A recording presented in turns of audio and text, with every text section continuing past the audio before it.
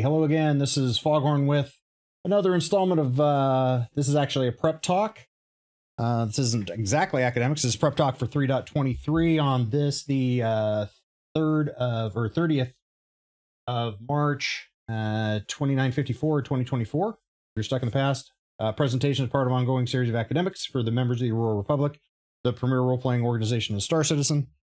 If you're new to the Aurora Republic or visiting for the first time, let me start by saying welcome. We're glad to have you with us. Would love to hear from you if you're interested in hearing more from us. We're a lawful good organization focused on roleplay, exploration, and social interaction. We're currently active in recruiting on Spectrum and Gilded. All right, so yeah, 3.23. What's new and what's tweaked? As far as we know right now, they are not planning on a wipe or a database reset. So you should still have your character, your money, your purchases, components, and reputation. Components may unslot themselves and go back into inventory, which is fairly common at the push of a 3.x patch. So expect that. Don't just immediately assume you've been robbed yet. Go check your inventory because it probably just unslotted itself. All right, so the new thing, starting with locations, we got distribution centers that are coming in. We've heard quite a bit on ISC and SCL about these things. These things are just massive locations on all of the big, I believe they're all on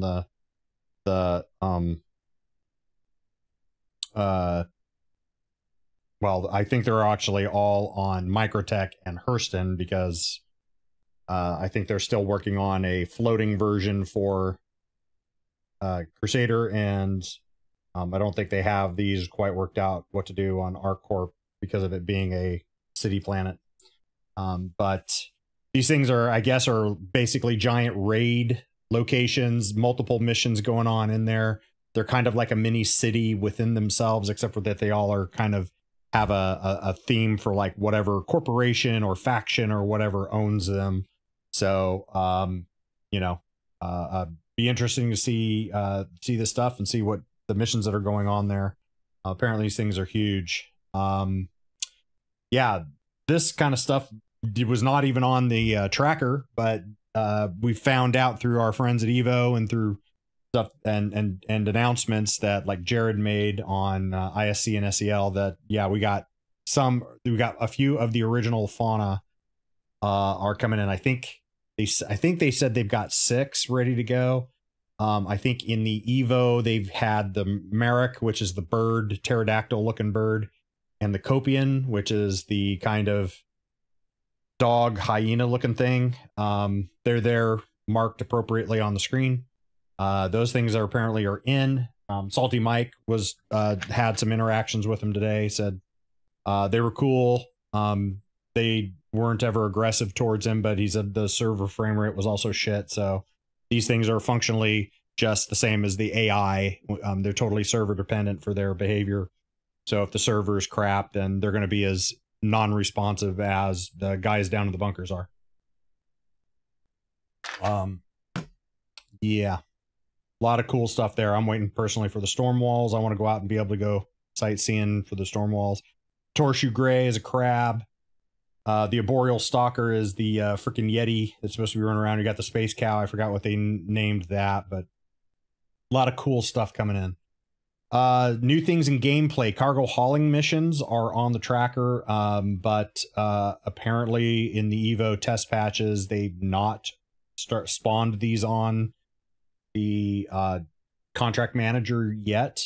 I mean, folks correct me if I'm wrong, but this is what I'm hearing. I'm not on Evo, but this is what I heard from a few folks. Like, yeah, you know, I was trying to look for the cargo hauling missions. Apparently they're not spawning on the contract. I've seen them.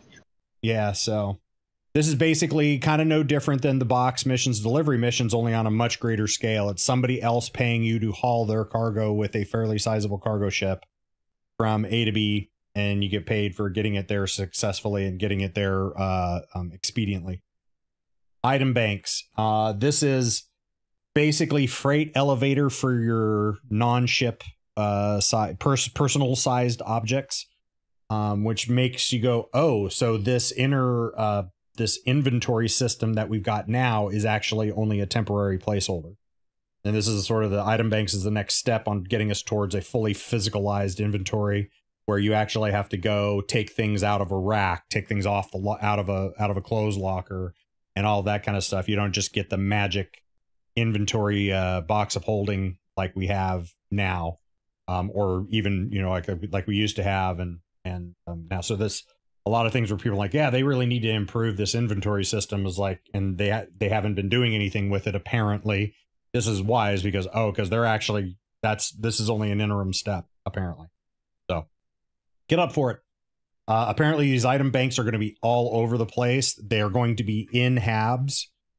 So when you slide up out of bed, it's going to be over on the wall. It'll be in lobbies of everywhere. It's going to be co-located with ASOP terminals, and probably even in the hangars, et cetera, et cetera, et cetera, which this is pretty darn cool. You'll have a interface kiosk up there at face level, and then a pull drawer down underneath that will deliver your item. In Arena Commander, got quite a bit of new things. We got a new map for racing both racing and combat, called Miner's Lament. So Miner's Lament was designed as a racetrack in amongst the asteroids.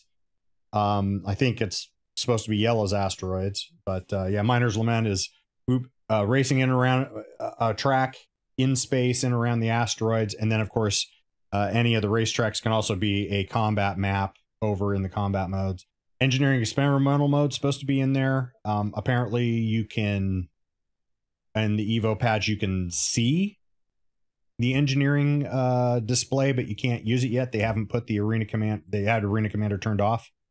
So nobody was actually able to go in and play with it, but on ships that have the engineering terminal in just in the Evo PU or PTU, the Evo PTU, they were able to at least turn it on and see it. They couldn't interact with it, but they could just see it and go, ooh, look, a little mini map of my ship, with systems marked in it. And then of course Grav Royale, which if you didn't get a chance to try that, the Grav Royale is racing on grav bikes. It needed a little bit of tweaking on most of the maps to make it work a little better, because you could scrape yourself on the ground in not a logical way. But the Clio, there was a new map involved with Grav Royale called Clio Islands that is basically over water, completely over water, but you're racing around islands and stuff like this. That one was the one I ended up like doing over and over and over again when I was trying this out, and it was a hell of a lot of fun. So Grav Royale could be a heck of a lot of fun with a little bit of fix to handle changes in terrain elevation. And that's why Clio Islands was so fun, is because it was over water, so you didn't have the terrain elevations to scrape your bike off on. So it's coming along. They'll get it, and it's pretty fucking fun. If they can get that fixed. So like I said, right now the only one I would do for Grav Royale is Clio Islands. Yeah, in hangars, this is a huge freaking thing. Being able to have your own personal hangars at your personal hangar at your residential location. So whichever one, when the patch drops and you do your character creator again, and you have to choose the first place to spawn in at, that's where your residence will be, and that's where your personal hangar will be.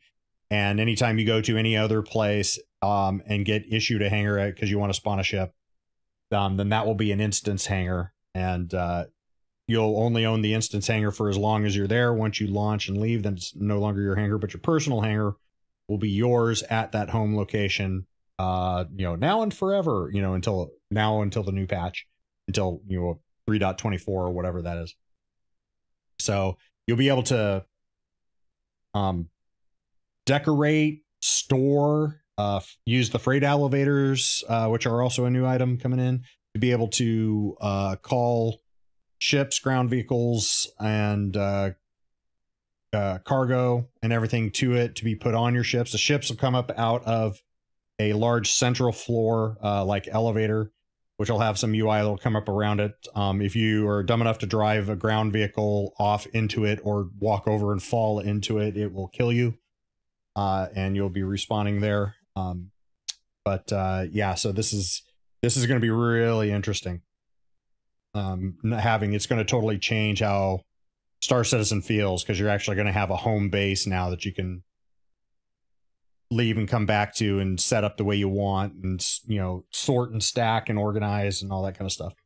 FPS map system, or the mini map system, which we've been waiting for forever. This is apparently it's working well, and it's nice to have that in locations that the location has been marked up for it. I understand that this is not 100% of everywhere or 100% of all ships, but where in the places that have been prepped to give minimap data to the system to print it up in the corner of your visor, that it does, and it adds a lot of situational awareness and ability to move around and see where you're at and that sort of things.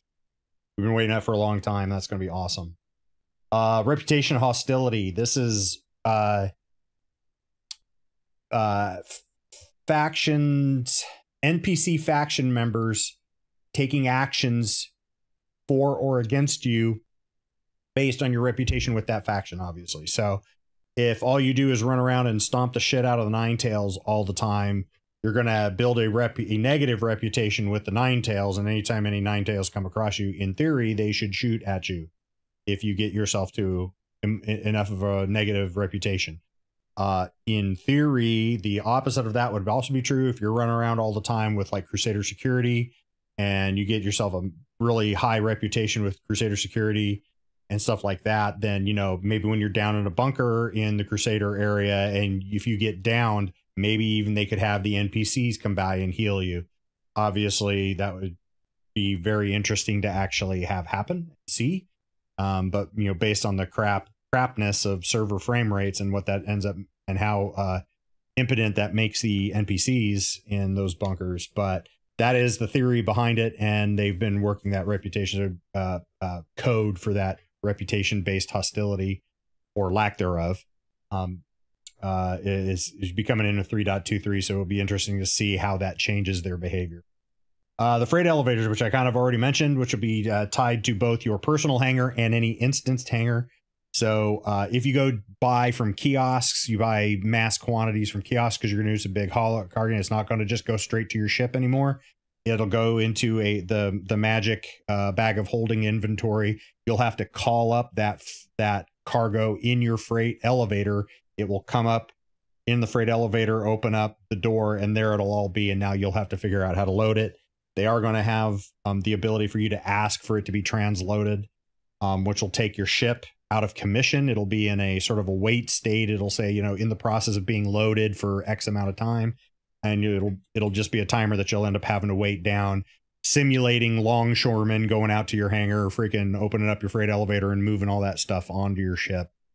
So that simulation, you're not going to actually see people moving cargo for you yet. It'd be great if they could get NPCs to, actually go out there and do the transloading if you were standing in there and you could see it happening. But right now it won't. It'll just it'll all be done with just as a timer, as a simulation for the time that it would take them to load it.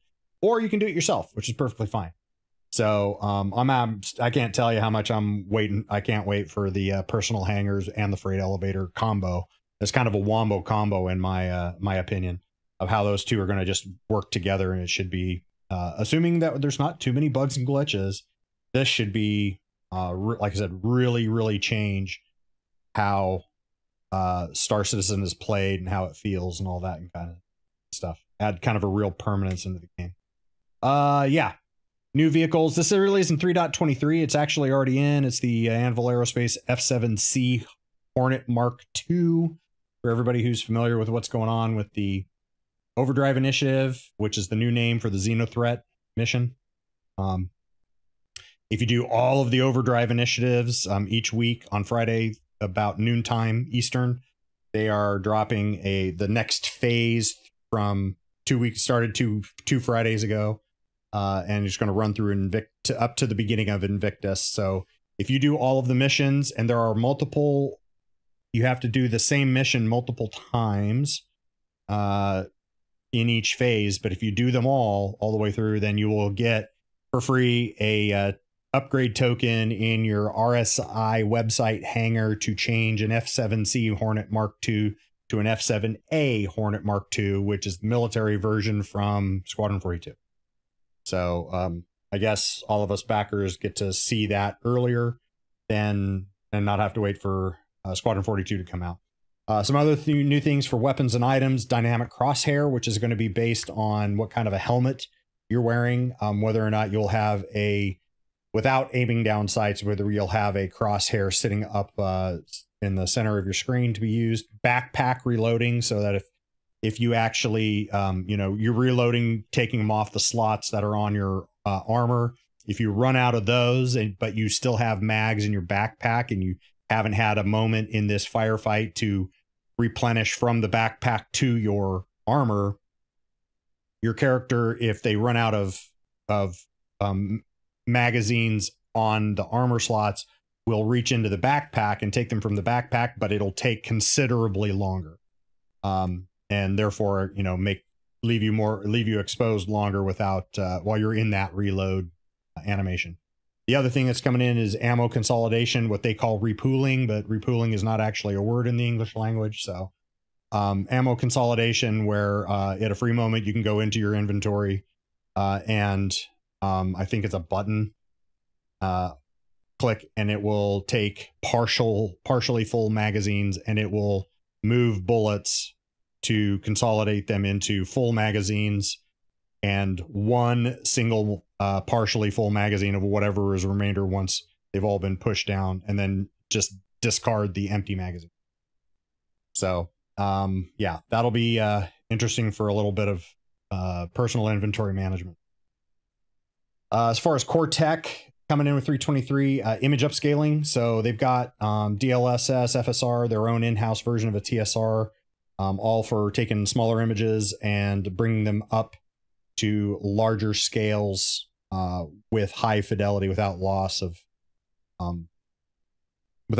data or loss of sharpness and fidelity and all that kind of stuff. So that is kind of a core tech thing. I doubt it's something that will notice. It's not something you're like, okay, I want to, it's not something you use in combat. It's just that you'll be able to upscale images, and you shouldn't lose the fidelity of the image as you do.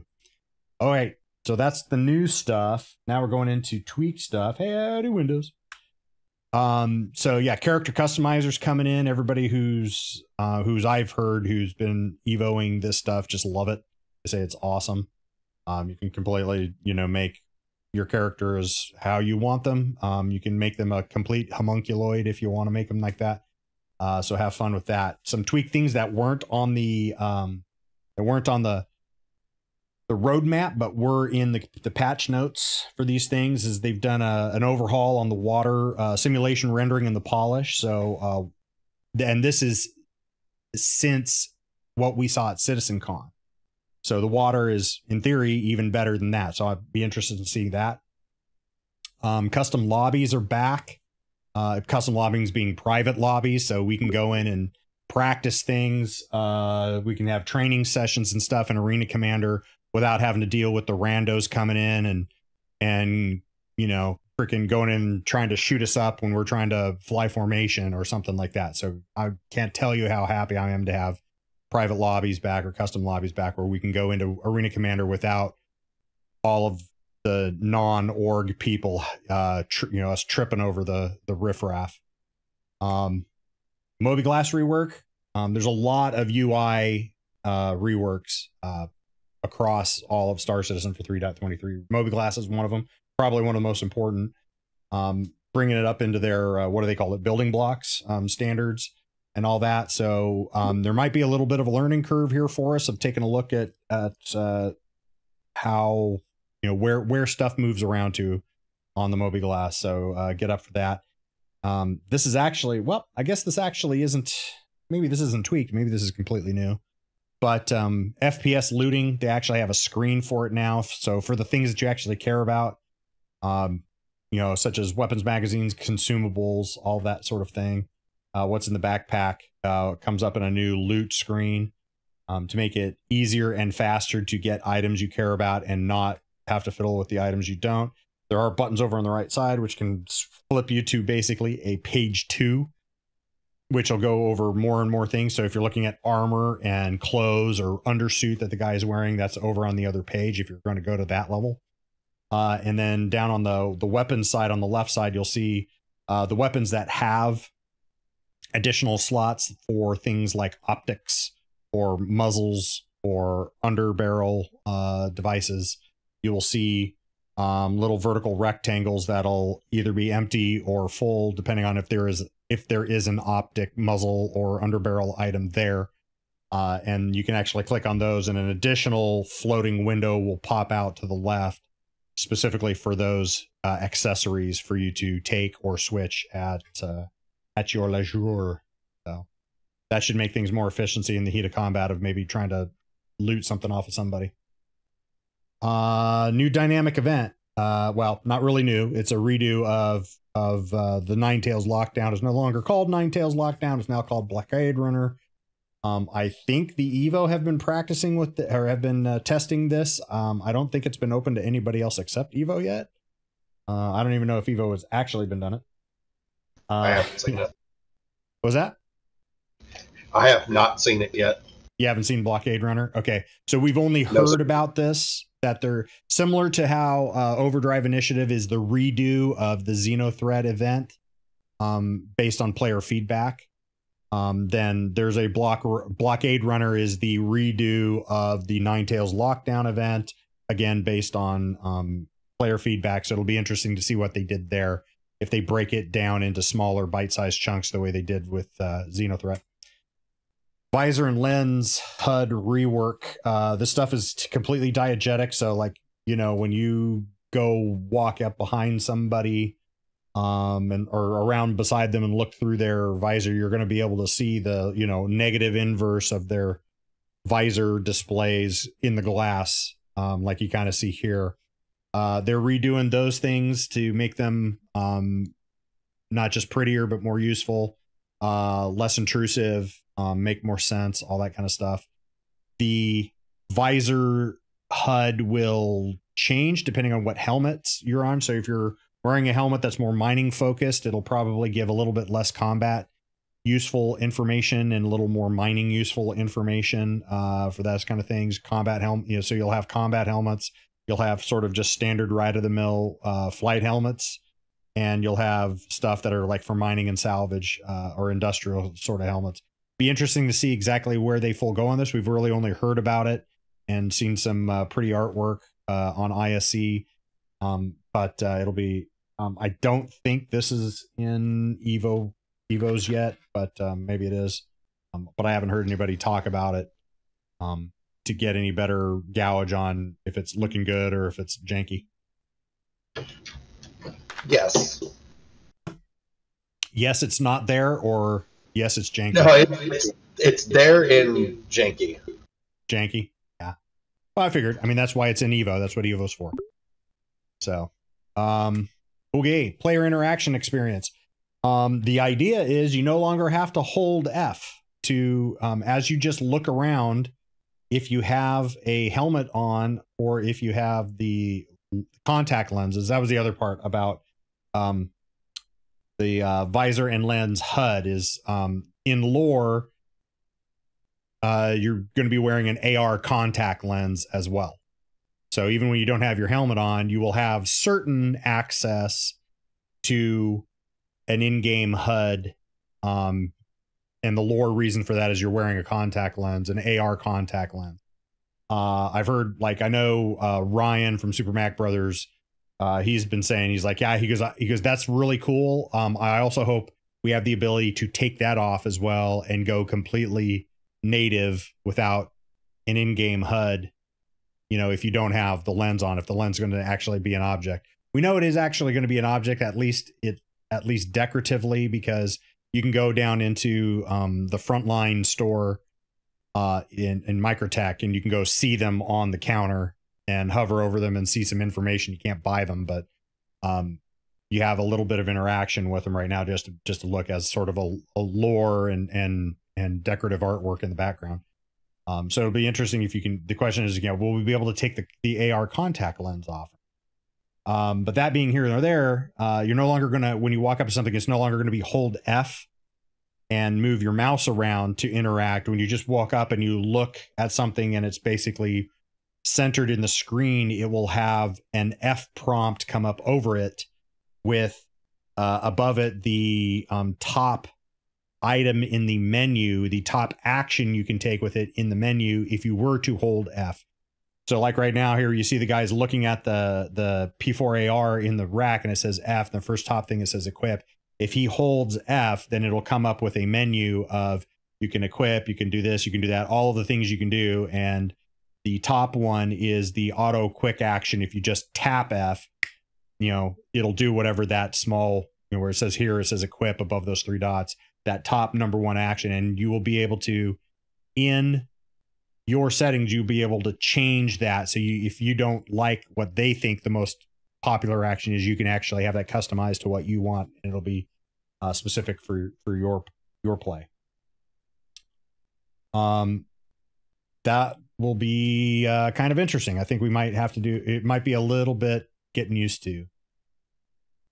Oh, I know, by the way, you'll also be able to, in the settings, you'll be able to turn that off as well, completely blanket for the people who are looking to take screenshots. So you're not boned from, you're not completely boned from having screenshots. You can actually blank that temporarily so that you can shoot a screenshot and then go back to using it after you're done taking your pretty pictures. EVA tier 2, which is basically us floating around in Superman style, pronated instead of flying around in Spock from Star Trek, the original movie, you know, flying like you're standing up. So that one's coming in. We've seen a lot of ISC and SCL on that kind of stuff.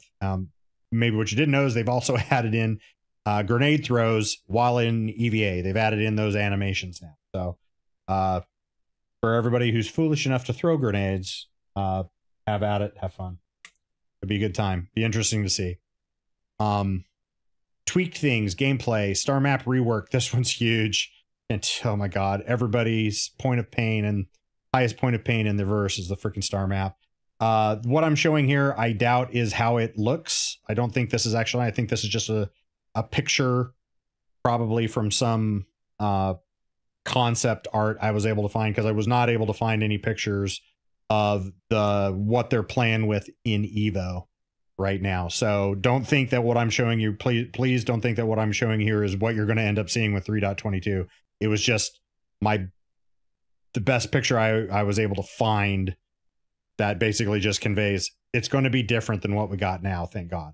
So I believe you can set waypoints. I believe it has a search function, a context search, so you can just go in there and start typing, and by the time you get to the third letter of the destination you want to go to, it should have it doped out and figure. And I think you just hit R to take what, you know, you click on what you want, hit R, and it plots the route, and you should be ready to go. Salty Mike was saying that that search function is the way to use it right now. He says actually going into, because even though it's prettier and easier to read, going in and manually interacting with the holographic map in the center is still just as janky as the one we have now. Even though it looks prettier and is a little more readable, he says the real function, in his opinion, is that search function. The fact you just go in there and go, okay, I need to go to Security Post Korea. He types SEC, and the results are only the things that start, the only things that have, you know, Security Post in the name, and you just click and hit R, and he says you're off to the races. Physical shopping UI. You're not going to be as dependent on kiosks, I guess. You're going to be able to just go in and instead of it being a hold F interaction, similar to what I was showing you with the player interaction experience, is standing in front of the Carrick's gun rack. You know, if you go in for shopping and stuff, when you look over a purchasable item, you will get a holographic purchasing card with all of its relevant information, and, you know, hit B to buy, kind of a thing. Should be. Tweak things for vehicles. Master modes will be coming in. I'm not going to say too much about that. I mean, it's been blabbered about ad nauseum and debated, and some people like it. Most people don't. full AI ship combat balance pass. So the 323, you know, we're going to be seeing the metas are going to change considerably. I think with master modes, I think the Buccaneer is going back to being the king of the hill because of master modes, but we'll see that. Their vehicle targeting, the keybinds are going to tweak and change a little bit. Gravlev updates are happening because of the Grav Royale and the feedback they've been getting there. So hopefully we'll have some tweaks with the Gravlev that'll keep you from scraping yourself off on bumps when you're at high speed. A lot of things. Core tech. Okay, so replication layer update. I can't tell you anything about replication layer update that you haven't already heard a million times. They started it all the way back in 3.21, and it basically trying to remove it from the game servers and bring it into its own standalone service. Replication layer has been putting up a fight. So it's proven itself more challenging. So here we are, two patches later, and it's finally going to be coming in as a standalone service into our daily life and putting us that one more step closer to a static server mesh, followed by a dynamic server mesh, followed into the sharding existence that they're hopefully will end up in the final design of server meshing. So that semi-blurred unofficial roadmap that you see in the background is an abbreviated version from a longer roadmap discussion that Chris Roberts gave on stage in 2018 when the only time the Aurora Republic has been at a con altogether. So like I said, I think we had like, I think 13 of us there. So we saw the full version of this, and it's kind of, but in 2018, there wasn't as much green there. It was much more farther to the left. So like I said, it's been a long road, but we've been actually watching them slowly surmount these extremely large obstacles, these extremely difficult technical hurdles, and they're getting closer and closer and closer, which is probably the only reason why I haven't completely given up on these guys, is because for as irritated and frustrated as they make me on occasion, when you sit down and actually take a look at the data, you actually can plot forward progress. It's just going slower than anybody ever thought. So last thing, volumetric clouds get an update to make them, in theory, a little more performant and a little prettier.